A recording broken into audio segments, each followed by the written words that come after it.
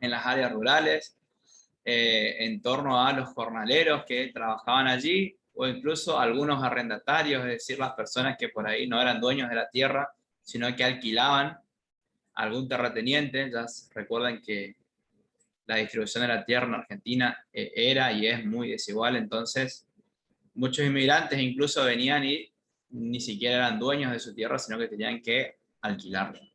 Así que ahí vamos a ver algunos conflictos que me gustaría que presten atención a los que menciona el texto.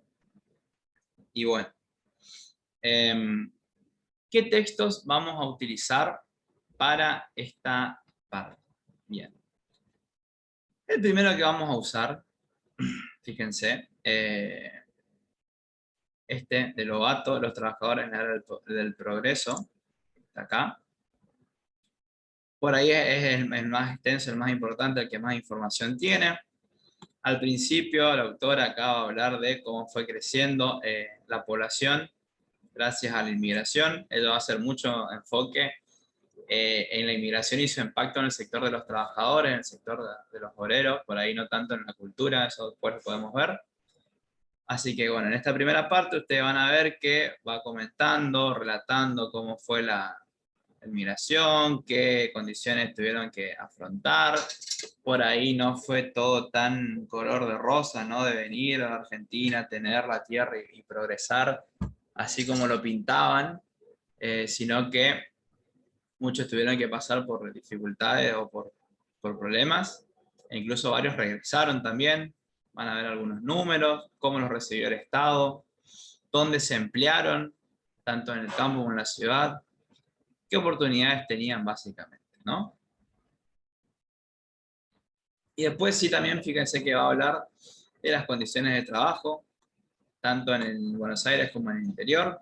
¿Se acuerdan que nosotros vimos en la clase pasada las economías regionales y que según la región qué actividad productiva era la más importante iba surgiendo? Recuerdan lo que vimos en Historia del Chaco, por ahí, todo lo que fue en la forestal, la actividad forestal y las empresas extractoras de tanino ahí, cómo eran las condiciones de vida de sus trabajadores, ¿no? De sus obreros. No es que únicamente en el Chaco, sino que se aplicó a toda la nación. Y acá sí me gustaría que presten bastante atención.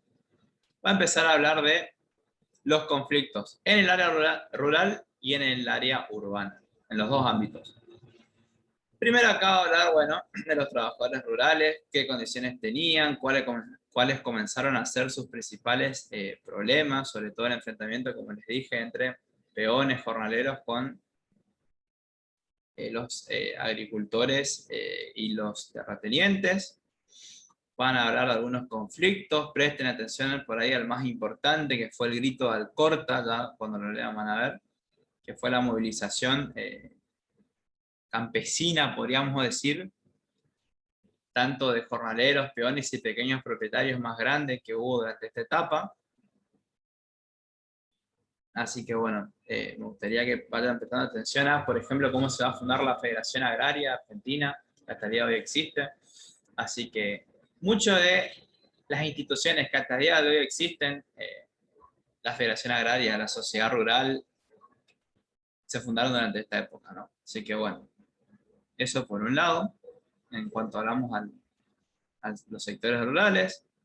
Va a ser un repaso general, si bien se va a centrar por ahí más en la región pampeana y sobre todo en Santa Fe, va a hablar también del resto de las regiones productivas de la Argentina.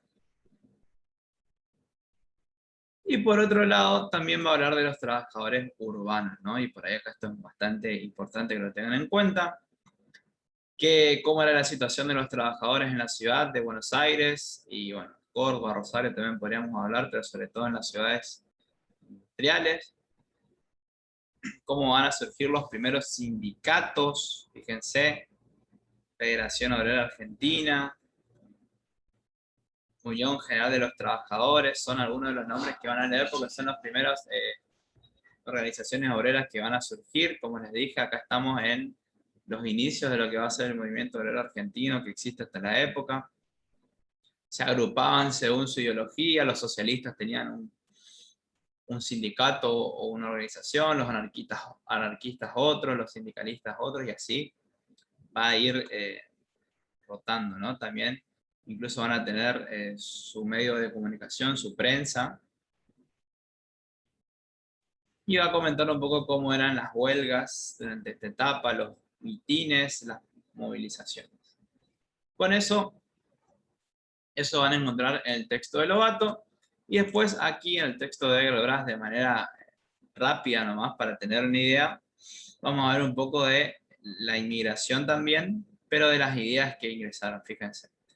Como dice acá, entre comillas, supondría esto, la inmigración no deseada porque eran las personas revoltosas, entre comillas, que ingresaron. Incluso el Estado argentino va a sancionar una ley, se llamó Ley de Residencia, con la cual se pretendía expulsar del país a cualquier persona considerada sediciosa o que atente contra la normalidad política, podríamos decir. Cualquier persona que proteste, organice huelgas y esas cosas, el Estado podía deportarla. Entonces, cuando hablamos de migración deseada, estamos hablando de los socialistas, los anarquistas, y bueno, acá está la ley que les dije que se sancionó, para que puedan leer y tener en cuenta todas estas cuestiones. Así que bueno, con esto vamos a terminar la clase de esta semana sobre las cuestiones sociales de esta época, de este eje 1. Espero que les haya gustado las temáticas, por ahí vamos a ir viendo a medida que vamos avanzando. Yo todavía no les entregué el programa porque está sujeto a revisión de parte de la coordinadora pedagógica, del rector, pero cuando nos dé el ok se los voy a mandar. Vamos a ir viendo política, economía, sociedad de cada etapa que vamos viendo. Cuando regresemos a las vacaciones ya quiero ver la